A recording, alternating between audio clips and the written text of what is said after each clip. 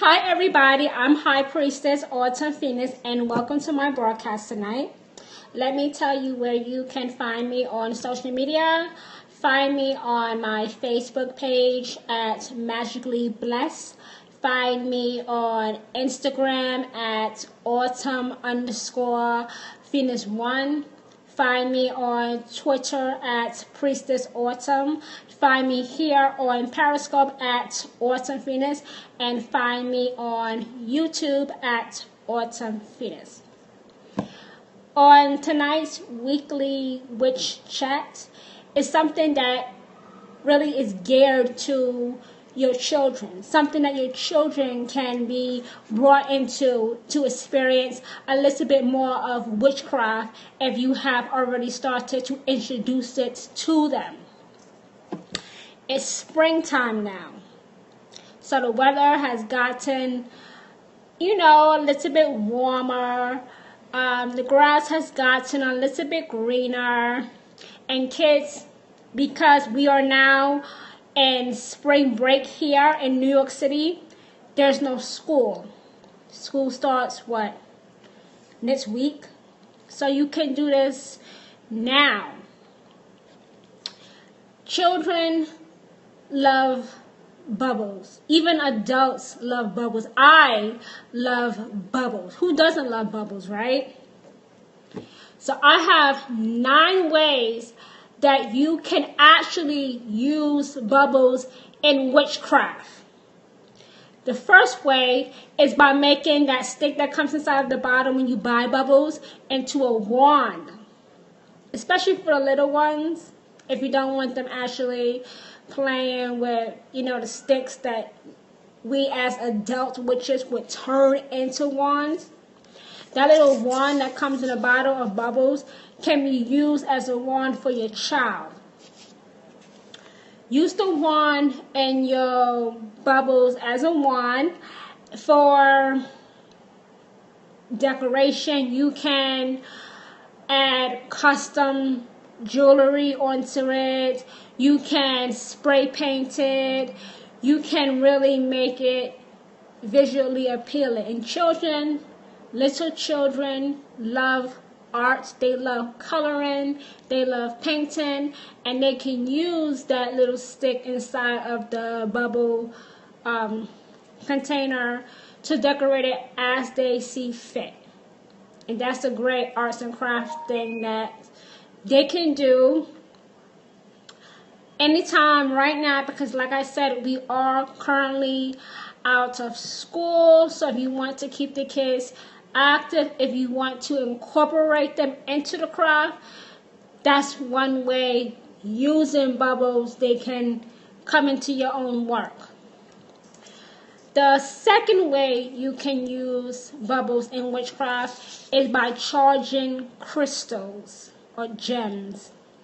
If you want to charge your bubbles for a particular spell or ritual, you can choose a crystal and drop it into the bottle for a few days before the time that you are actually going to use it.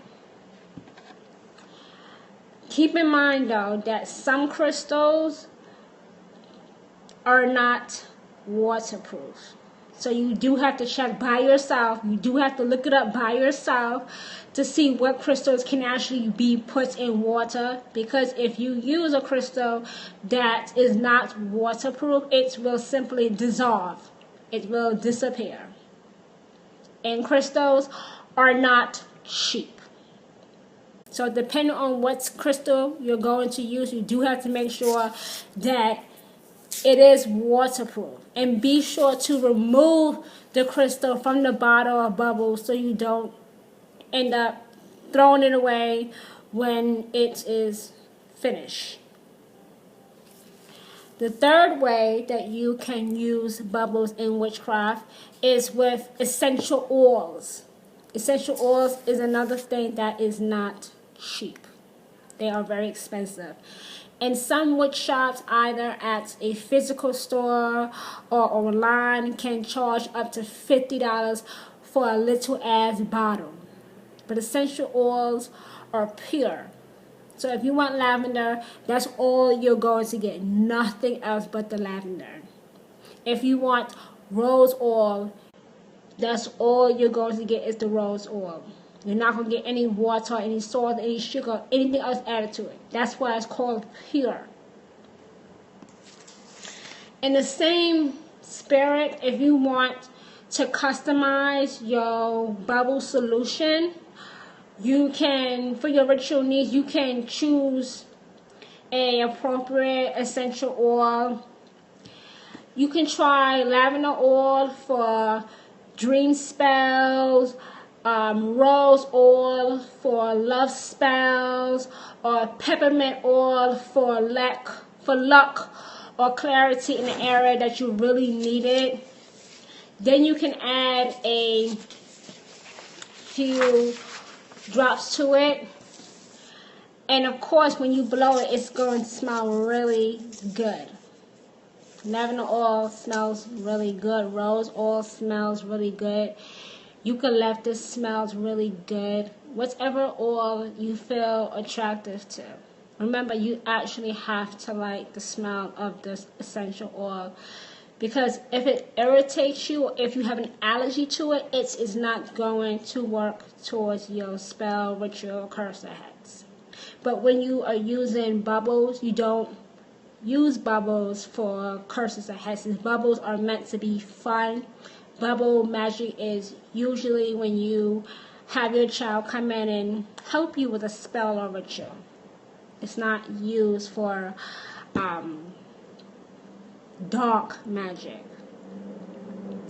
The next way you can use bubbles in witchcraft is when it comes to a baby. So let's say you are in a coven and one member just had a baby. She just had a baby. If your coven has a new baby, you can use bubbles and a baby blessing. You can give some bubbles to each member of the coven and let them bless the baby by gently blowing bubbles in the air above the baby. Just make sure not to actually blow bubbles in the baby's face, because then you're going to have a medical emergency. The next way you can use bubbles in witchcraft is by working with the element air. Bubbles make a visual spectacle of the element of air.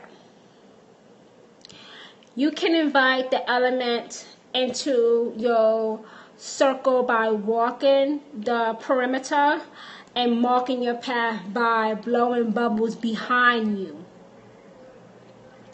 The next way you can use bubbles in witchcraft is with fairy magic. Now, if you're the type of witch that works with woodland spirits, you can try calling them by finding a secluded space in the forest. The farther away that you are from civilization, the better, because you won't be disturbed by people asking you, oh, what are you doing? Or even taking pictures of you, or even calling the police on you. Okay? So you want to blow some bubbles, then sit quietly either on a tree stump or a large rock that will hold you, and listen to the sounds around you and pick up any messages that you might receive from the forest. The next way you want to use bubbles in witchcraft is by letting go of anxiety. If you struggle with an ancient mind, you can try a breathing exercise with bubbles. Cast a circle in the normal way that you would. Light a candle or two and play some music that won't, get you too hyped up. The best type of music to play is probably called soundscapes or background music without the singing, just the background music, soft playing music. It's also called New Age music. And you stand in a circle that you have cast and inhale deeply through the nose, then exhale by blowing bubbles. The controlled, slow release breath you use to blow bubbles stills the mind and quiets your restless spirit. The next way you can use bubbles in witchcraft is by putting it in a ritual bath. Adding bubbles to a ritual bath symbolizes abundance, prosperity, and creating lightness if you happen to have a heavy heart at the moment. Especially if you are coming off of a bad breakup, or maybe even the death of a close friend or loved one, a family member. The last way is by making wishes with bubbles. This is fantastic for Beltane. Beltane is on May 1st, also known as May Day. You can hand out bubbles as ritual favors to the members of your coven, then have everyone make a wish. Blowing bubbles as a offering for good tidings for the warmer months that we are about to come across. So those are some ways that you can use bubbles and witchcraft. Now let me tell you again where you can find me on social media. Find me on Facebook at Magically Blessed. Find me on Instagram at autumn_Phoenix1. Find me on Twitter at Priestess Autumn. Find me on Periscope at Autumn Phoenix. And find me on YouTube at Autumn Phoenix. Thank you guys for joining me tonight, and I will be speaking to you all shortly.